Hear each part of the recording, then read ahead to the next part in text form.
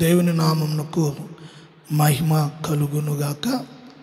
ప్రియా సహోదరి సహోదరులరా, వాక్యము వింటున్న మీ అందరికీ కూడా ప్రభు అయిన యేసుక్రీస్తు నామములో మీ అందరికీ కూడా వందనాలు తెలియజేస్తూ ఉన్నాను. ఈ సమయంలో మనం ధ్యానించుటకు మొదటి రాజుల గ్రంథము 3వ అధ్యాయము 14వ వచనము చదువుదాం. మరియు నీ తండ్రి అయిన దావీదు నా మార్గములలో నడిచి నా కట్టడలను నేను నియమించిన ధర్మమంతటిని గైకొనినట్లు నీవు నడిచి వాటిని గైకొనిన ఎడల నిన్ను దీర్ఘాయుష్మంతునిగా చేసేదను అనెను. స్తోత్రం.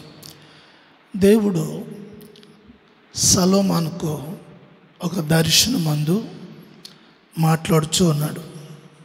సొలొమోను అతడు ఒక ఆలోచన కలిగి ప్రజల పట్ల, రాజ్యం పట్ల ఒక ఉన్నతమైన ఆలోచనలతో అతడు ఉన్నాడు.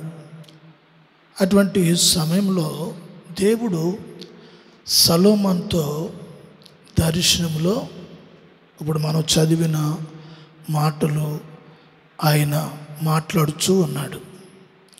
అయితే సొలొమోనుతో దేవుడు మాట్లాడుచున్న మాటలు ఎవరిని గూర్చి అంటే, మరి రాజు అయిన దావీదును గూర్చి మాట్లాడుచున్నాడు దేవుడు. దావీదు ఆయన జీవితంలో దేవునికి చాలా ఇష్టడుగాను, దేవుని హృదయములో ఉన్న ఆలోచన ఈ భూమి మీద ప్రజల పట్ల చేయువాడుగాను, చాలా దైవికమైన విషయాలలో ఆసక్తి గలవాడుగా అతడు ఉన్నాడు. అంతేకాకుండా ధర్మశాస్త్రముల యొక్క కట్టడలను ఆయన గైకొని వాటిని అనుసరిస్తూ ఆయన జీవితాన్ని ప్రభువుకి సమర్పించి రాజుగా ఉన్నను, యాజకుడిగా ఉన్నను, అధికారిగా ఉన్నను, ప్రవక్తగా ఉన్నను, ఇవన్నీ అతడుకు కలిగిన ఆధిక్యతలు దేవుడు అనుగ్రహించాడు. దేవునికి స్తోత్రం. అంతేకాదు అతడు దేవుని యందు గొప్ప ఆసక్తి కలిగిన వాడు. అయితే సొలొమోనుతో ఈ విషయాలు చెప్పుచు, నీవు అదే మార్గమును అనుసరించి అవే కట్టడలను నీవు అనుసరించి నీ జీవితము ఏనాడు కూడా మరి దేవుని ఆజ్ఞలు ఎడల ఏ రోజున నువ్వు తప్పిపోకూడదు. అలాగా తప్పిపోకుండా నీవు నడిచిన ఎడల నీకు నేను నీ తండ్రి అయిన దావీదుకి ఏ విధంగా అయితే సహాయం చేయవాడునై ఉన్నానో, నీ తండ్రిని ఎలాగైతే నేను దీవించానో, ఆశీర్వదించానో, ఇవన్నీ కూడా నీకు సంప్రాప్తమవుతాయి. కారణము ఏమిటి అంటే, అతడు గొప్ప ప్రార్థనా పరుడు అయి ఉన్నాడు. దావీదును గూర్చి సొలొమోనుతో మాట్లాడడానికి గల కారణము ఏమిటంటే, ఇతడు రాజు అయ్యాడు. ప్రజల పట్ల ఉన్న బాధ్యత, భారము అవి ఎవరో మెచ్చుకోవాలనో లేకపోతే ఎవరో చూడాలనో కాదు.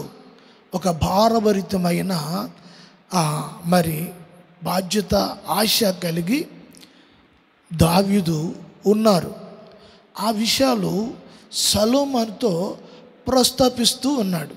అయితే దావీదును గురించి ఇంకా మనము కొన్ని విషయాలు వాక్యపరంగా చూద్దాము. దావీదు యొక్క మనస్సు లేక హృదయము, ఆయనకున్న తలంపులు, ఆయనకున్న ఆలోచన ఎటువంటివి అనేవి మనము వాక్యంలో చూద్దాం. కీర్తన పుస్తకంలో నుండి 27వ కీర్తనలో 4వ వచనం, యెహోవా వద్ద ఒక వరము అడిగి తిని దానిని నేను వెదకుచున్నాను. యెహోవా ప్రసన్నతను చూచుటకును ఆయన ఆలయంలో ధ్యానించుటకును నా జీవిత కాలమంతయు నేను యెహోవా మందిరములో నివసింపగోరుచున్నాను. స్తోత్రం.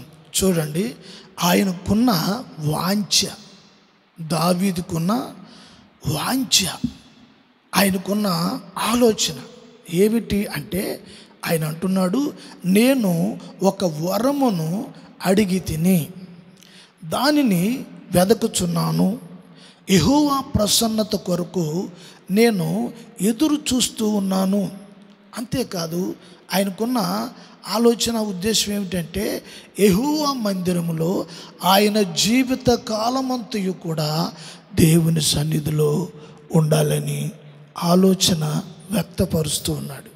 చూడండి, ఆయనకున్న ఈ ఒక్క హృదయములో ఉన్న ఆలోచన, దీన్ని దైవికమైన మరి మాటల్లో చెప్పాలి అంటే, అతడు హృదయము ఒక దైవ దర్శనము కలిగిన హృదయము.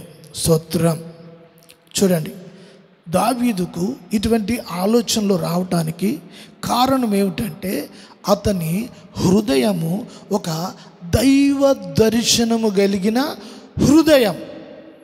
ఆ దైవ దర్శనము కలిగిన ఆ హృదయము దేని కొరకు తపన పడుతుంది, ఏమి వెతకాలని తపన పడుతుంది, ఏమి కావాలని తపన పడుతుంది? దేవుని యొక్క ప్రసన్నత. స్తోత్రం. హల్లెలూయా. ఈ దైవ దర్శనం కలిగిన ఈ హృదయము దేవుణ్ణి ప్రసన్నత చూడాలి. ఈ తపన చూడండి. మరి నిజంగా ప్రతి ఒక్క వ్యక్తి జీవితంలో దావీదు జీవితము ఒక పాఠంగా, ఒక లెసన్గా ఉన్నది. దేవునికి స్తోత్రం కలుగును గాక. కొత్త నిబంధనలో యేసుక్రీస్తుకి పోల్చబడ్డాడు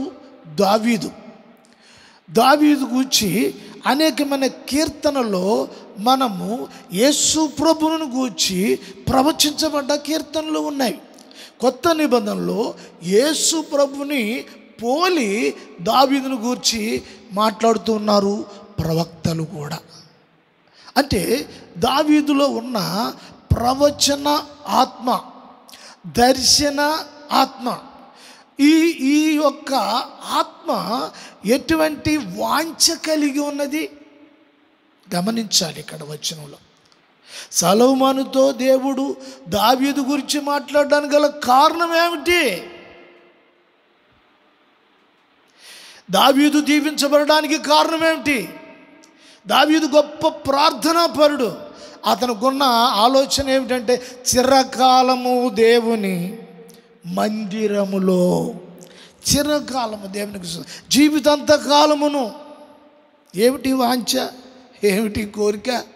దేవుని స్తోత్రం. మనము దావీదు గురించి చూస్తే ఆయన రాజే కాదు, ఆయన చక్రవర్తి. విన్నారా? ఈ చక్రవర్తికి ఉన్న కోరిక ఏమిటంటే, జీవితాంతకాలము ఆయన జీవితం దేవుని మందిరములో ఉండాలంట. ఏమిటి కోరిక? దేవునికి స్తోత్రం. హల్లెలూయా. ఏమిటండి ఈ కోరిక? ఏమిటి? దేని గురించి? ప్రసన్నత, ఒక వరము. దేవుని గురించిన మాటలు మనం చూస్తున్నప్పుడు ఒక గురి కలిగి దావీదు ఉన్నాడు. అతని విశ్వాస జీవితంలో ఒక గురి కలిగి ఉన్నాడు. ఆ గురి ప్రభు మీద పెట్టుకున్నారు. ఆ గురి అతను ఎట్లాగ నడిపిస్తుంది? ఆ గురి గురించి చూస్తే అతడు రాజు అయినప్పటికీ అతడు చాలా బలాఢ్యుడు. అతడు సామాన్యమైన వాడు కాదు, చాలా బలాఢ్యుడు. అతడు చాలా ఉన్నతమైన అభిషేకం కలిగిన వాడు. శత్రువుతో పోరాడే అంత అభిషేకము కలిగిన వాడు. దేవునికి స్తోత్రం. సౌలుకి దురాత్మ పడితే అతడు తంబుర తీసుకుని ఇక ఆయన వాయిస్తూ పాటలు పాడుతున్నప్పుడు దురాత్మలు పక్కకు తొలగిపోయాయి. అంత గొప్ప అభిషక్తుడు.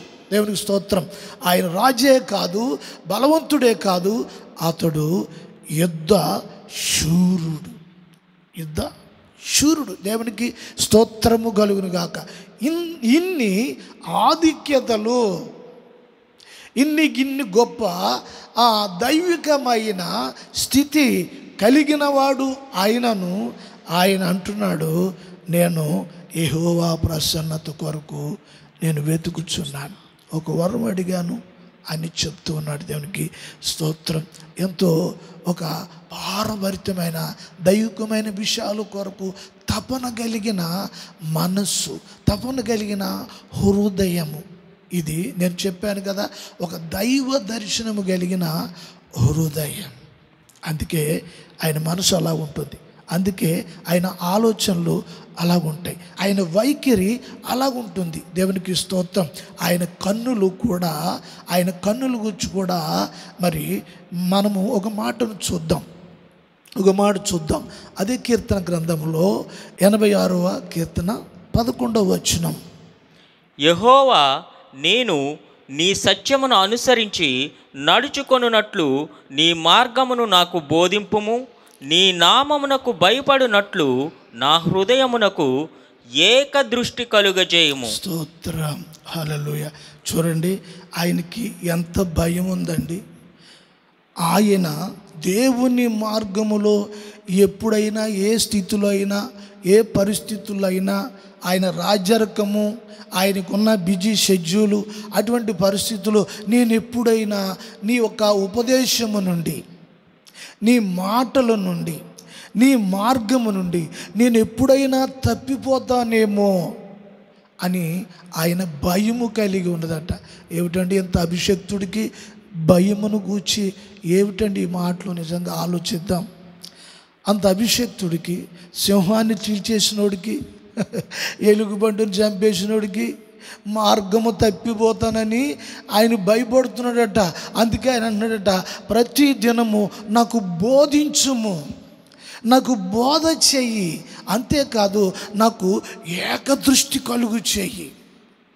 నేను నాకున్న ఆ రాజ్య పరిపాలనలో, నా కుటుంబ విషయాలలో, నా పిల్లల విషయాలలో, నా భార్య విషయంలో, ప్రజల విషయంలో ఒకవేళ నేను ఆ విధంగా ఎప్పుడైనా ఆ పనుల్లో పడిపోయి నిన్ను నిర్లక్ష్యపడతానేమో, ఒకవేళ నీ భయం లేకుండా నేను ప్రవర్తిస్తానేమో.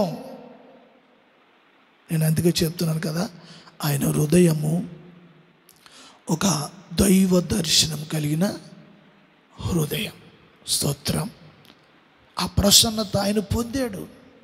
ఆ ప్రసన్నత ఆయన చుట్టూ ఉంది, ఆయన హృదయ అంతరంగంలో ఉన్నది. ఆయన ఎప్పుడైనా నేను తప్పిపోతానేమో అని ప్రతిదినము భయపడుతూనే ఉన్నాడు. దేవునికి స్తోత్రం. ప్రతి విశ్వాసి జీవితంలో ఈ భయం ఉండాలి. నేను ఎక్కడైనా తప్పిపోతానేమో, నేను ఏ విషయంలో జారిపోతానేమో, నా ఆత్మీయ జీవితంలో నేను జారిపోతానేమో, నా సంఘ పరిచర్య జీవితంలో నేను జారిపోతానేమో, లేకపోతే నాకు దేవుడిచ్చిన కృపా వరములో దాన్ని ఏదైనా నిర్లక్ష్యము చేసి నేను దాన్ని ఏమన్నా నా స్వార్థానికి వాడుకుంటానేమో. ఎవరైనా మీరు ప్రభు కొరకు పనిచేస్తున్నప్పుడు మిమ్మల్ని మీరు పూర్తిగా ప్రభుకి సమర్పించుకుని చేయాలి. స్తోత్రం చెప్తారా? ప్రభుకి సమర్పించుకుని పూర్తిగా సంపూర్ణంగా చేయాలి. అలా చేసినప్పుడు దేవునికి స్తోత్రము, మీ హృదయాలు కూడా దైవ దర్శనము గలవారై ఉంటారు. ఈ వాక్యం మనకి హెచ్చరిస్తూ ఉంది. సొలొమోనుతో మాట్లాడడానికి గల కారణం ఏమిటి? ఆ రాజు తర్వాత మరలా సొలొమోను రాజు అవుతూ ఉన్నారు. ప్రమాణాలు చేసేసి వాళ్ళ ఇష్టానుసారంగా బ్రతకడానికి కాదు, వాళ్ళ ఇష్టానుసారంగా ఉండడానికి కాదు. ఇప్పుడు సొలొమోను కూడా చాలా భయంతో ఉన్నాడు. ఆ స్వప్నంలో, ఆ దర్శనంలో దేవుడు మాటలు చూస్తున్నప్పుడు దావీదును ఎంత హెచ్చించి మాట్లాడుతున్నాడు. అతనుకున్న బాధ్యత విషయంలో, దేవుని విషయంలో, లేకపోతే ధర్మశాస్త్ర వాక్యము విషయంలో, కట్టడ విషయంలో ఏమాత్రము తప్పిపోతానేమో అని. ఏమిటండి? ఈ భయం మనకు ఉండాలండి. విశ్వాస జీవితంలో సంఘములో ఉన్న ప్రతి ఒక్క వ్యక్తికి ఈ భయం ఉండాలి. నీ చిత్తాన్ని, నీ ఆలోచనని ఏమాత్రమును దేవుని పనిలో ప్రవేశపెట్టకూడదు. నీ ఉద్దేశాలను ప్రవేశపెట్టకూడదు. కారణం ఏంటంటే ఆయన కట్టడలను నువ్వు ఫాలో అవ్వాలి. దావీదు అలాగే ఫాలో అయ్యాడు, వెంబడించాడు. ఒక మనుషుడు, ఒక ప్రవక్త కాదు దావీదు గురించి మాట్లాడుతుంటా, కేవలం సర్వశక్తుడైన దేవుడే మాట్లాడుతున్నాడు. సొలొమోను, నీ జీవితము జాగ్రత్తగా ఉండాలి. దేవునికి స్తోత్రం. నాకు వివేక దృష్టి కలుగు చేయని దావీదు అంటున్న సమయంలో అతను బాహ్యమైన నేత్రాలను, తర్వాత అతను ఆత్మీయ నేత్రాలను, ఈ రెండును తన శరీరమును, తన మనస్సును ఏకతాటి మీదకి రావాలని దేవుని వద్ద ప్రార్థన చేస్తున్నాడు. నేను ఆలోచనలో తప్పిపోతానేమో, నా మనసులో తప్పిపోతానేమో, నా మనసు యందు ఏదన్నా పాపములు తప్పిపోతానేమో, దేవుని భయం లేకుండా ప్రవర్తిస్తానేమో. ఆదివారము బైబిల్ పట్టుకుని వెళ్ళి ఏదో ఒక అరగంటో గంటో దాంట్లో పాస్వర్డ్ చేసి వచ్చేయటం అనేది అది ఫార్మాలిటీ అనేది కాకుండా, దేవునికి స్తోత్రం, ఆలోచించండి. మీరు ఒకవేళ అలాగ ఆలోచిస్తుంటే దేవునికి స్తోత్రం, మీకు దేవుని భయము ఎంతవరకు ఉంది ఈ వాక్యము ద్వారా మీరు గమనించుకుంటే, మీరు వెళ్ళేటప్పుడు వచ్చేటప్పుడు మీరు రాకపోకలందు మీ జీవితంలో రాత్రైనా పగలైనా ఏ సమయంలో అయినా నీ ప్రవర్తన, నీ వైఖరి ఎలాగున్నది సహోదరి సహోదరుడా? దేవునికి స్తోత్రం. దేవుడు ఒకరిని గురించి ఒకరితో మాట్లాడుతూ ఉన్నాడు. దావీదును గురించి సొలొమోనుతో మాట్లాడుతున్నాడు. ఈ వాక్యము ఇప్పుడు నీతో మాట్లాడుతున్నాడు, నీతోటే మాట్లాడుతున్నాడు. గమనించాలి. ఏకదృష్టి కలుగు చేయమని ఆయన అడుగుతున్నాడు. దేవునికి స్తోత్రం. ఎంత భయం కలిగి ఉంది. చాలా యోగ్యుడిగా ఉన్నాడు, చాలా పవిత్రంగా ఉన్నాడు. దేవుని ఉద్దేశమును నెరవేర్చడానికి ఆయన సమర్పణ కలిగిన, ఒక ప్రతిష్టత కలిగిన వ్యక్తిగా ఉన్నాడు ఆయన. కానీ ఆలోచించండి, ఇన్ని ఉన్నా కూడా ఆయన అన్నాడు, నాకు బోధించు, నాకు బోధించు, నాకు బోధించు. బోధ అనేది, ఉపదేశం అనేది తప్పకుండా ఒక వ్యక్తికి అవసరం. బోధ, ఉపదేశం అనేది లేని వ్యక్తి చెడిపోతాడు, పడిపోతాడు. అతడు ఎంత ఉన్నతమైన స్థితిలో, ఎంత జ్ఞానమున్నా, ఎంత బలమున్నా, ఎంత శౌర్యమున్నా, ఎన్ని తెలివితేటలున్నా దావీదు అవన్నీ ఆధారము చేసుకుని ఉండట్లేదు. మరి దేన్ని ఆధారం చేసుకున్నాడు?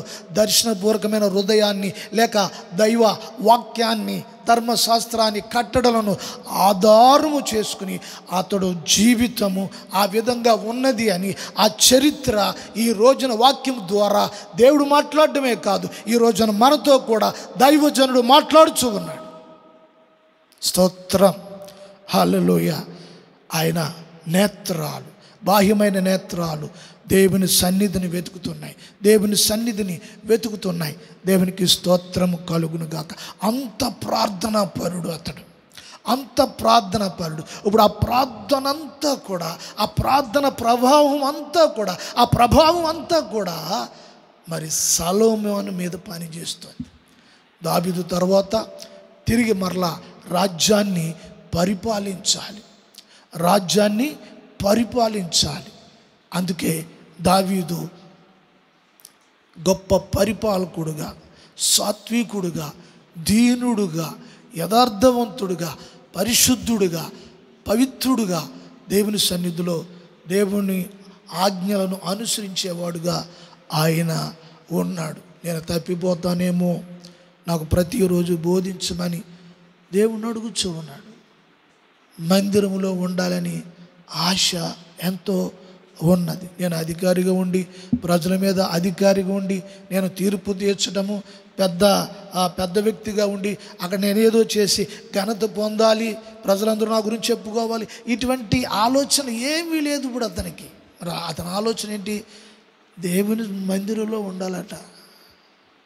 ఈ ఆలోచన ఎలా పుట్టిందో తెలుసా అండి?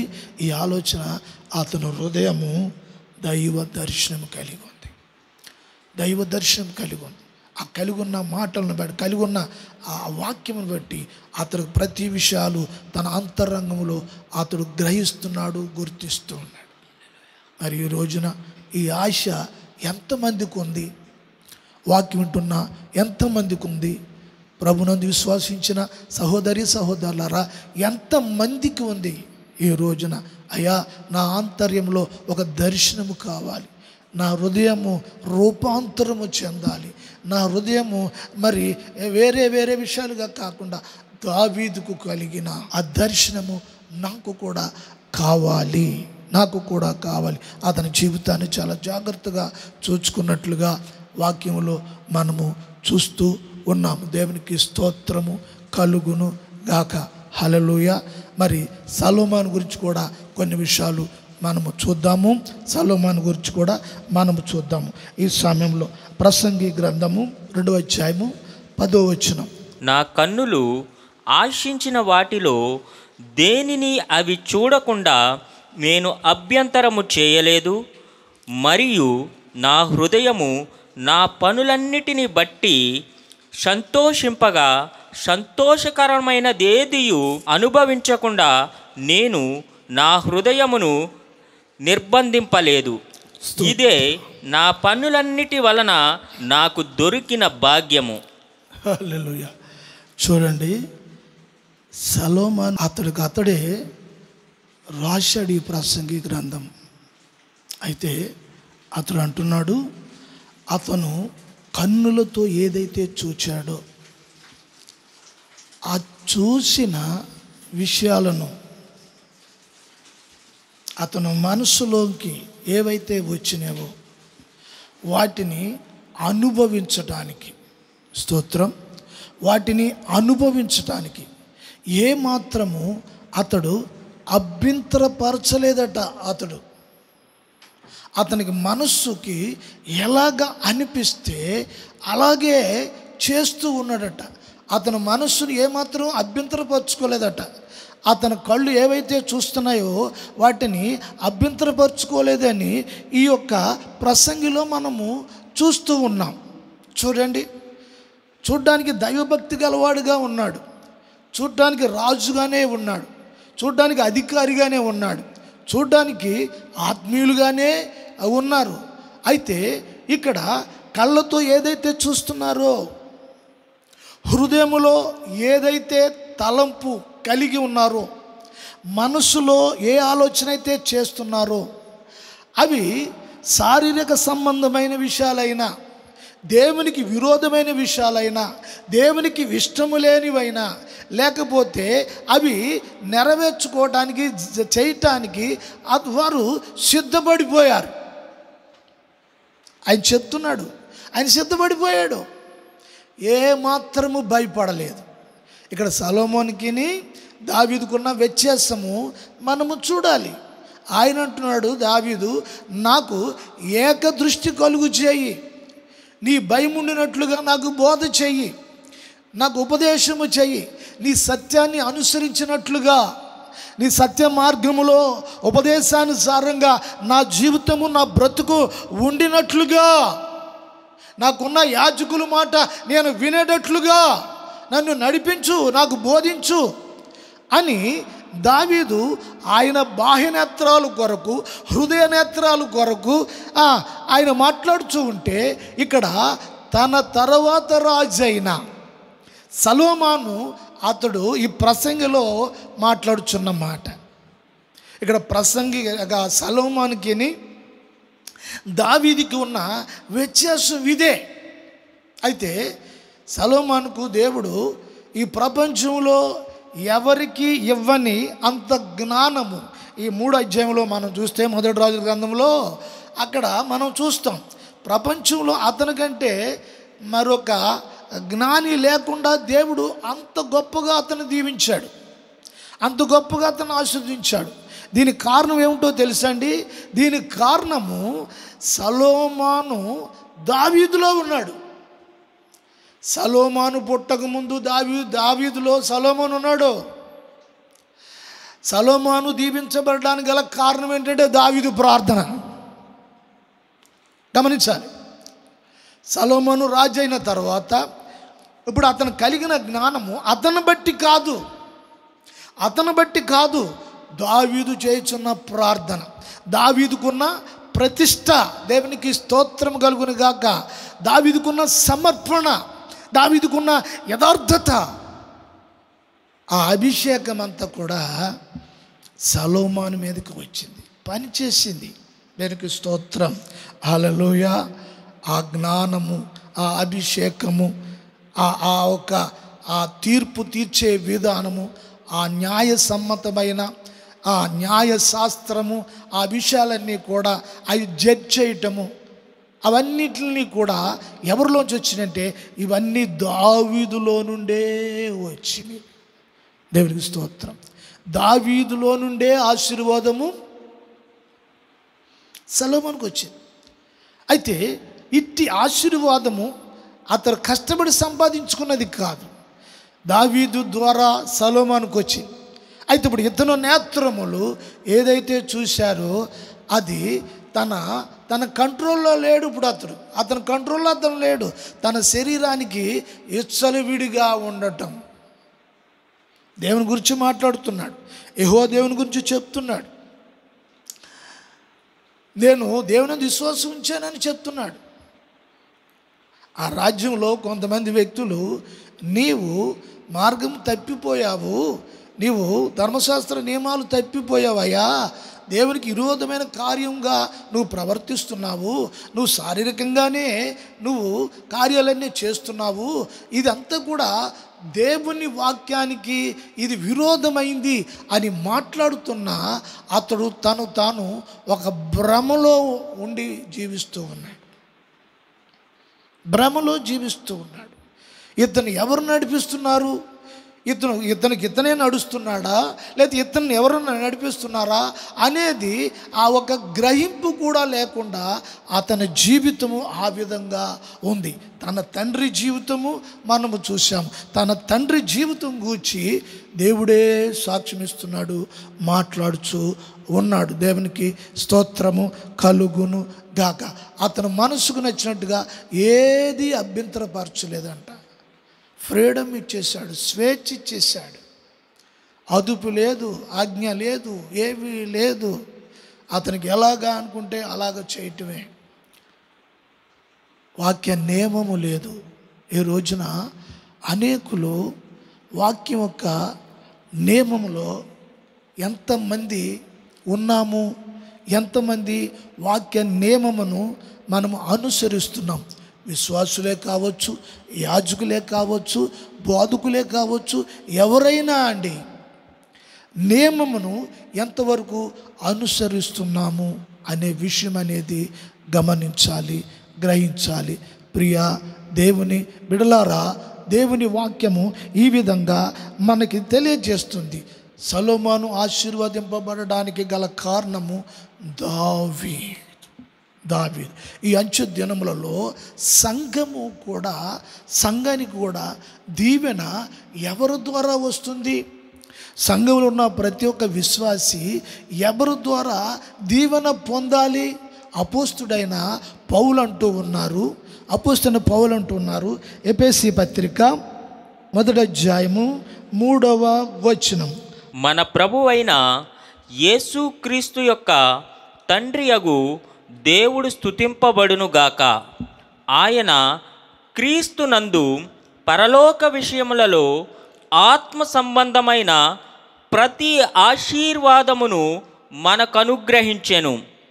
స్తోత్రం. పౌలేమన్నారు? మరి ఈ యొక్క కృపాకాలంలో, ఈ అంచె దినములలో సంఘం ఉంది. మరి సంఘము ఈ రోజున సొలొమోను వలె మరి తమ జ్ఞానాలను బట్టి సంఘము ప్రవర్తించాలా? యేసుక్రీస్తుకు సాదృశ్యం ఉన్న దావీదు బట్టి సొలొమోను దీవించబడ్డాడు. సొలొమోనుకు ఉన్న జ్ఞానము, దావీదు ప్రార్థన, సొలొమోనుకు కలిగిన ఆశీర్వాదము, దావీదు ద్వారా ఉన్న ఆశీర్వాదము ద్వారానే సొలొమోను దీవించబడ్డాడు. అట్లాగే ఇప్పుడు దీవెనట పౌలు అంటున్నారు, సంఘానికి దీవెన పరలోకము నుండి ఈవులు ఎవరి ద్వారా రావాలట? యేసు క్రీస్తు ద్వారా సంఘానికి ఆశీర్వాదం, పర సంబంధమైన దీవెనలు, ఈవెలు, ఆశీర్వాదం యేసు క్రీస్తు ద్వారా రావాలి అని పౌలు ఖండితంగా మాట్లాడుతూ ఉన్నాడు. ఈ రోజున నీ భక్తిని బట్టో, నీ ప్రార్థన బట్టో నీ కుటుంబానికి దీవెన రాదు. కారణం ఏమిటి? సంఘం కొరకు వెల చెల్లించిన వాడు, సంఘం కొరకు రక్తము కార్చినవాడు, సంఘం కొరకు పరలోకాన్ని విడిచిపెట్టుకున్నవాడు, నష్టాన్ని భరించినవాడు, కష్టాన్ని భరించినవాడు, ఎంతో ప్రార్థన చేసినవాడు. దేవునికి స్తోత్రము కలుగును గాక. గత్యమైన తోటలో ఎంతో గొప్ప ప్రార్థన చేసినవాడు, తన శరీరములో నుండి రక్తము ముద్దలుగా పడిపోతున్నప్పుడు కూడా, తండ్రి ఇది నీ చిత్తమైతే అది కానివన్నాడు. నీ సంఘానికి అవసరమైంది ఏది ఏమైనా నాలో నుండి నువ్వు సంఘాన్ని దీవించాలి. మన తండ్రి అయిన దేవుడు యేసుక్రీస్తు ద్వారా సంఘాన్ని, అంటే రక్షణ పొందిన నీవు ఆత్మ సంబంధమైన ఆశీర్వాదం. ఈ రోజున శరీర సంబంధమైన దీవెన ఏదో నీకు ఉంటే ఉండవచ్చు, ఉండనే కాదని కాదు, దేవునికి స్తోత్రం. అయితే వాటి వల్ల నీ మనసులో ఆనందం ఉండదు, సంతోషం ఉండదు. సొలొమోను చూడండి, ఎన్నో మరి ఆయన మంచి మంచి గార్డెన్స్, మంచి బిల్డింగ్స్, మంచి ప్రాజెక్టులు ఇవన్నీ చేపించాడు ఆయన. కానీ ఆయన హృదయము దేవుని హృదయానుసారుడుగా సొలొమోను లేడు. ఈ రోజున సంఘముకున్న ఈ అంచె దినాలలో సంఘము ఏ స్థితిలో ఉన్నది అనే విషయము మనము చూడాలి. మరి పరలోకం నుండి దీవెన యేసుక్రీస్తు ద్వారా ఈ భూమి మీద ఉన్న సంఘాన్ని యేసుక్రీస్తే దీవించాలి. యేసుక్రీస్తు ద్వారానే ఆశీర్వాదము రావాలి. పౌలు చెప్తున్న మాట మీరు గమనించాలని మరొకసారి ప్రభుపేట మీకు మనవి చేస్తూ ఉన్నాం. నీ కుటుంబంలో దీవెన లేకపోవడానికి గల కారణం ఏమిటంటే, మరి సొలొమోను వలె నీ ఇష్టానుసారంగా నీ జీవితం ఉంటే, ఒకవేళ మందిరానికి వచ్చి కూర్చొని వెళుతూ ఉండవచ్చు, అలంకారమైన భక్తి ఎంతో ఉండవచ్చు, కానీ ప్రభువు దాన్ని కాదు చూసేది. దావీదు వలె సమర్పణ చూస్తూ ఉన్నాడు.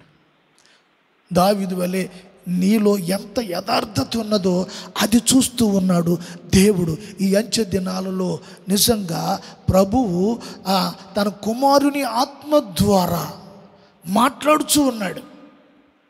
తన కుమారుని యొక్క ఆత్మ ద్వారా మాట్లాడుతున్నాడు. యేసుక్రీస్తే మాట్లాడుతున్నాడు, యేసుక్రీస్తే దీవిస్తున్నాడు, యేసుక్రీస్తే నడిపిస్తున్నాడు, యేసుక్రీస్తే సిద్ధపరుస్తూ ఉన్నాడు, యేసుక్రీస్తే బలపరుస్తున్నాడు, యేసుక్రీస్తే ఆదరిస్తూ ఉన్నాడు, యేసుక్రీస్తే నిన్ను లేవనెత్తుతూ ఉన్నాడు. పడిన జీవితాలను, కూలిపోయిన కుటుంబాలను, నశించిపోయిన బ్రతుకులను ఆశీర్వాదకరంగా తిప్పేవాడు ప్రభు అయి ఉన్నాడు. దేవునికి స్తోత్రం. ఆ మాట మరొకసారి మనము చదివి మనము ముగించుకుందాము. మన ప్రభువైన యేసుక్రీస్తు యొక్క తండ్రి యగు దేవుడు స్తుతింపబడును గాక. ఆయన యేసుక్రీస్తునందు పరలోక విషయములలో, చూడండి ఏ విషయాలు? పరలోక విషయాలలో ఆత్మ సంబంధమైన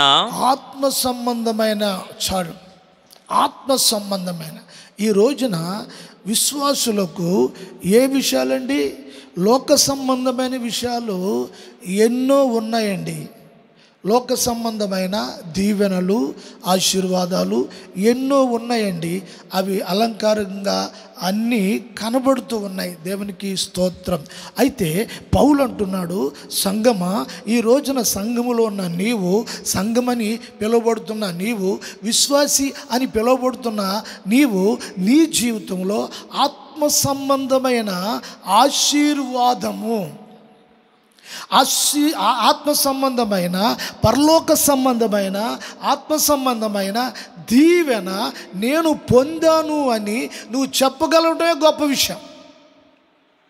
నీ జీవితంలో సాక్ష్యాలు చెప్తారు కదా, సాక్ష్యాలు చెప్తున్నప్పుడు పరలోక విషయాలను, ఆత్మ సంబంధమైన దీవెన నేను పొందుకున్నాను సహోదరుడా, సహోదరి, దైవజనులారా, ఆత్మ సంబంధమైన దీవెన నేను పొందాను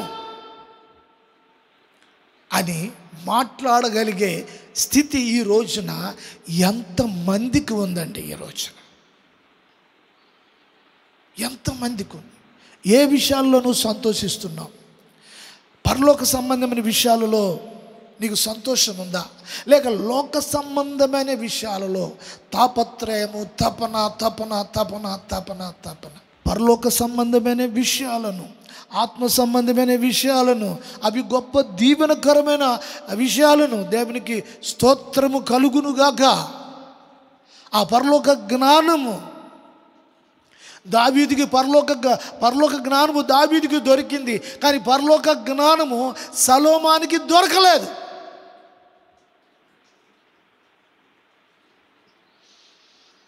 ఈ రోజున ప్రజలందరూ కూడా, సంఘమంతా కూడా సలోమాను వలె అవి ఉన్నాయి, ఇవి ఉన్నాయి, ఇవి ఉన్నాయి, అవి ఉన్నాయి అని పోతూ ఉన్నాయి. సలోమాను జీవితం కూడా అలాగే ఉంది. సూర్యుని కింద ఉన్నదంతా కూడా, అదంతా కూడా అనుభవించాడు ఆయన. ఆయన వయస్సు, ఆయన బలము అదంతా కూడా అనుభవించి వృద్ధాప్యంలో కూడా ఆయన సర్వసుఖాలు అనుభవించాడు. లాస్ట్ అంటూ ఉన్నాడు, ఈ సూర్యునికి ఉన్నదంతా కూడా వ్యర్థము వ్యర్థము వ్యర్థం అన్నాడు. అంతే, దేవుని స్తోత్రం. వ్యర్థము వ్యర్థం అన్నాడంట. నీ జీవితంలో కూడా అంతా పోగొట్టుకుని పోయిన తర్వాత కాకుండా పరలోక విషయాలను ఆలోచించటం అనేది ఈ వాక్యము ద్వారా, యేసు ద్వారా వచ్చే దీవెన. ఇవి పొందాలి అని సంఘానికి పౌలు తెలియచేస్తూ ఉన్నాడు. ఆత్మ సంబంధమైన విషయాలను. దేవునికి స్తోత్రము కలుగును గాక. ఆయన క్రీస్తునందు పరలోక విషయములలో ఆత్మ సంబంధమైన ప్రతి ఆశీర్వాదమును, ఆత్మ సంబంధమైన ప్రతి ఆశీర్వాదమును మనకు అనుగ్రహించెను. చూడండి, ఏమనుగ్రహించాలి? ఇప్పుడు ఈ ఆత్మ సంబంధమైన ఆశీర్వాదమును నీ వద్ద నుండి ఎవ్వరూ తీసివేయలేరు. ఇది ఎవరు దొంగలు పట్టిపోయేది కాదు, ఇది ఎవరు దొంగిలించేది కాదు. దేవునికి స్తోత్రం. ఆయన అనుగ్రహించడానికి ఆయన సిద్ధంగా ఉన్నాడు సంఘానికి. ఆ అనుగ్రహాన్ని పొందుకోవడానికి సంఘము సిద్ధంగా ఉండాలి. స్తోత్రం, హల్లెలూయా. మరి ఎంతమంది సిద్ధంగా ఉన్నారు? సహోదరుడా, నీవు సిద్ధంగా ఉన్నావా? సహోదరి, నువ్వు సిద్ధంగా ఉన్నావా? నీ ఉపవాస ప్రార్థన, నీ విజ్ఞాపన ప్రార్థన, నీ సమర్పణ, నీ విశ్వాసము, నీ ఆరాధన, ఇవన్నిటిని చూస్తున్నప్పుడు నిజంగా పరలోక సంబంధమైన విషయాలను ప్రభు అనుగ్రహించడానికి సిద్ధంగా ఉన్నప్పుడు ఆ అనుగ్రహమును పొందడానికి నీవు సిద్ధంగా ఉన్నావా? సిద్ధంగా ఉన్న యెడల మీరందరూ ధన్యులు, మీరందరూ ధన్యులే. సహోదరి, నీవు ధన్యురాలివే. సహోదరుడా, నీవు ధన్యుడివే. నీ కుటుంబము ధన్యమైన కుటుంబము. దేవునికి స్తోత్రం, హల్లెలూయా, హల్లెలూయా. నీవు ధన్యుడవు. నీ జీవితంలో మేలును అనుభవిస్తావు. ఆ మేలును అనుగ్రహించేవాడు మన ప్రభు అయి ఉన్నారు. దేవునికి స్తోత్రము కలుగును గాక. అయితే మరి అటువంటి పొందుకున్నప్పుడు రెండు మాటలు చెప్పి నేను ముగిస్తాను. అయితే నీ జీవితంలో ఇట్టి అనుభవాలు లేని ఎడల ఒకవేళ ఇటువంటి అనుభవాల గురించి ప్రార్థన చేయాలి. అటువంటి అనుభవాల గురించి ప్రార్థన చేయాలి. ఏమిటి ఆ ప్రార్థన అంటే, నా హృదయానికి దైవ దర్శనం కలుగుచి నీ ప్రసన్నత నేను పొందుకోవాలి. పరిశుద్ధాత్మ అభిషేకము నేను పొందాలి. దేవునికి స్తోత్రం. దాని కొరకేమి కనిపెట్టక్కర్లా. పరిశుద్ధాత్మ పొందాలి అని కనిపెట్టక్కర్లా. దేవునికి స్తోత్రం. ఆ పెంతెకొస్తు దినాన్న పరిశుద్ధాత్మ ఈ భూమి మీద లేరు గనుక ఆ పెంతెకోస్తు దినాన పరిశుద్ధాత్మ దేవుడు దిగి వచ్చారు కనుక ఆనాటి నుండి ఈనాటి వరకు పరిశుద్ధాత్మ భూమి మీద సంచారం చేస్తూ ఉన్నాడు. ఆయన సంఘంలో పని చేస్తూ ఉన్నాడు. అయితే పరిశుద్ధాత్మ పొందాలి అని ఎవరైతే ఉన్నారో పరిశుద్ధాత్మ పొందుకోవడమే. ఆయన ఉన్నాడు, ఆయన పొందడమే. అడిగితే చాలు ఆయన నువ్వు పొందుకుంటావు. దేవునికి స్తోత్రములు. అప్పుడు ఆ హృదయ సంబంధమైన విషయాలన్నీ కూడా ఆయన నేర్పిస్తారు.